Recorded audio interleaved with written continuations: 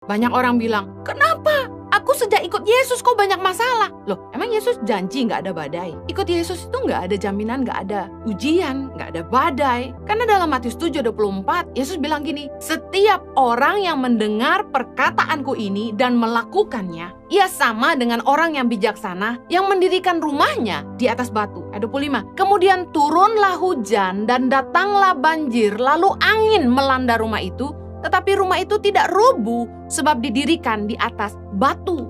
Bayangkan, apakah lalu kalau kita hidup dalam firman Tuhan lalu tidak ada ujian? Yesus sudah bilang, Yesus sudah ngomong. Kasarnya tuh kita ngomong gini, ngomong yang jelek-jeleknya dulu aja deh. Nah, Yesus tuh bukan orang yang janji-janji sama kita, muluk-muluk sampai kita lupa bahwa sebenarnya Yesus itu udah ngomong yang harus kita lakukan. Orang yang mendengar perkataanku dan melakukannya, mereka orang-orang yang bijaksana. Apakah lalu mereka sudah lakukan firman tidak ada masalah? Yesus bilang akan turunlah hujan, datanglah banjir, lalu angin melanda rumah itu. Bicara hidup kita akan diterpa dengan banyak ujian, masalah, cobaan, pergumulan, jodoh gak datang-datang, keturunan gak dapet-dapet, bisnis sulit sekali maju, dan lain sebagainya. Tapi orang yang sungguh-sungguh punya iman, imannya gak akan rubuh. Dia akan tetap berdiri teguh. Dia akan bilang Yesus baik selama-lamanya, Tuhan baik. Tiba-tiba kita didiagnosa dokter, kita punya penyakit. Kita enggak kehilangan iman. Kita tetap percaya bahwa Tuhan sanggup sembuhkan, bahwa tidak ada yang mustahil bagi Tuhan. Jangan cepat menghakimi orang ketika mereka diterpa masalah, ketika mereka sedang menghadapi ujian iman, mereka tiba-tiba mendapat kabar penyakit ini, penyakit itu. Usaha mereka mungkin tidak jalan, bahkan mungkin mengalami kerugian. Jangan cepat menghakimi orang. Mari berdoalah buat mereka supaya iman mereka tetap teguh.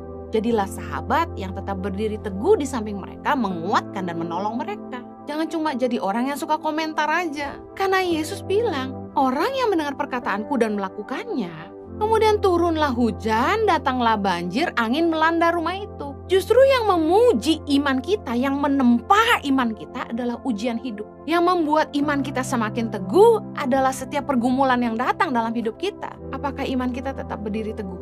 Itu yang membuktikan apakah kita hidup di dalam firman atau tidak. Taat itu butuh korban. Matius 10 ayat 37. Firman Tuhan berkata gini, Yesus bilang, barang siapa mengasihi bapa atau ibunya lebih daripadaku, ia tidak layak bagiku. Jadi kita nggak boleh lebih sayang orang tua kita lebih daripada Tuhan. Dan barang siapa mengasihi anaknya laki-laki atau perempuan lebih daripadaku, ia tidak layak bagiku. Itu saya baca ayat ini. Saya belajar bahwa ini adalah harga, korban yang saya harus bayar di dalam mengikuti Yesus. Tapi saya belajar dari ayat ini bahwa saya harus cinta Tuhan lebih daripada orang tua saya, lebih daripada anak-anak saya. Saya harus cinta Tuhan lebih daripada suami saya. Kita harus mau berkorban.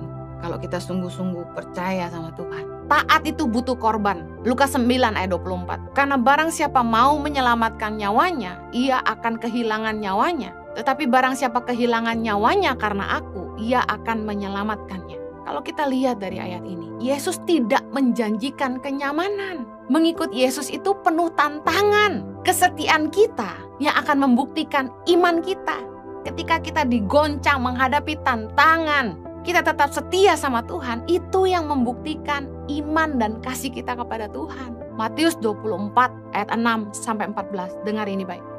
Kamu akan mendengar deru perang atau kabar-kabar tentang perang. Namun, berawas-awaslah, jangan kamu gelisah, sebab semuanya itu harus terjadi, tetapi itu belum kesudahannya. Sebab bangsa akan bangkit melawan bangsa, dan kerajaan melawan kerajaan. Akan ada kelaparan dan gempa bumi di berbagai tempat. Akan tetapi semuanya itu barulah permulaan penderitaan menjelang zaman baru. Pada waktu itu kamu akan diserahkan supaya disiksa, dan kamu akan dibunuh dan akan dibenci semua bangsa oleh karena namaku. Dan banyak orang akan murtad, dan mereka akan saling menyerahkan dan saling membenci. Banyak nabi palsu akan muncul dan menyesatkan banyak orang. Dan karena makin bertambahnya kedurhakaan, maka kasih kebanyakan orang akan menjadi dingin. Tetapi orang yang bertahan sampai pada kesudahannya akan selamat. Dan Injil kerajaan ini akan diberitakan di seluruh dunia menjadi kesaksian bagi semua bangsa. Sesudah itu barulah tiba kesudahannya. Saudara sadar nggak, bukankah hari ini YouTube, sosial media, dunia maya telah membuka akses untuk Injil diberitakan tanpa batas. Hari ini platform YouTube, sosial media memberi akses untuk semua orang mendengar Injil, mendengar kabar baik. Dan firman Tuhan berkata, Injil kerajaan ini akan diberitakan ke seluruh dunia, menjadi kesaksian bagi semua bangsa. Sesudah itu barulah tiba kesudahannya. Bukankah kita dengar perang di sana-sini? Bukankah kita dengar gempa bumi, banjir, kita dengar di sana-sini terjadi kelaparan? Kita harus siap menghadapi akhir zaman. Orang yang bertahan sampai pada kesudahannya akan selamat.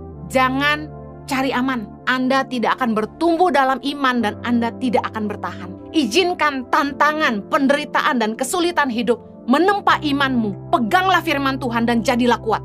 Jangan dinina-bobokkan dengan kenyamanan. Jadilah umat yang dipersiapkan untuk menjadi kuat menghadapi tantangan di akhir zaman. Keep growing, stay strong. Apapun tantangan hidupmu hari ini, apapun pergumulanmu, apapun penyakitmu, apapun penderitaanmu, tetaplah kuat dan bertahan. Pegang teguh kepada firman Tuhan. Tetaplah percaya bahwa Tuhan kita setia. Dia tidak akan pernah meninggalkan kita. Saya berdoa Anda semua bertumbuh dalam pengenalan dan takut akan Tuhan. Imanmu kuat di dalam Tuhan, berakar di dalam firman Tuhan. Sehingga apapun tantangan yang Anda hadapi dalam hidup Anda tetap percaya bahwa Yesus Kristus adalah Tuhan.